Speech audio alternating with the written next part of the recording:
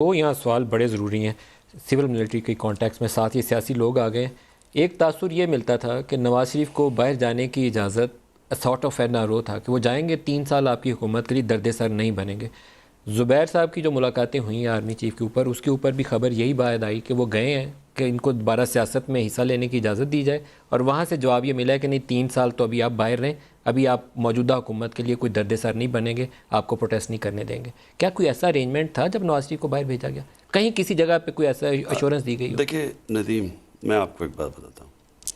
یہ جب ایک انسان سٹرگل کر کے پہنچتا نا، 22 سال وہ چھوٹی سی لوگ لے کے، تھوڑے سے لوگ لے کے، محنت کر کے، ایک سٹرگل کر کے، اپنے پیر پہ کھڑے ہو کے جب یہ پہنچتا ہے تو اس کے پاس ایک بہت اور بھی بڑا تجربہ مل جاتا ہے۔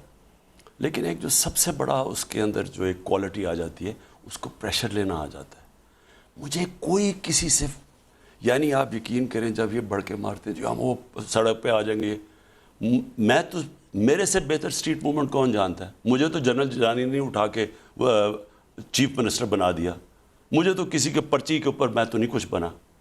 میں ایک پروسیس سے گزرا ہوں۔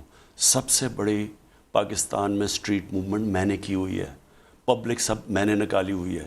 124 دن ایک جگہ ایک پروٹیسٹ موومنٹ میں نے کی ہوئی ہے۔ مجھے پتہ ہے کیا ہوتی ہے پروٹیسٹ موومنٹ۔ انہوں نے جو مرضی کرنا یہ کریں، نہ مجھے ان کی کوئی فکر ہے۔ مجھے پتہ ہے کہ پبلک آپ کے ساتھ تب نکلتی ہے جب آپ کوئی پبلک کی چیز اٹھائیں، جب پبلک کو انٹرسٹ ہو۔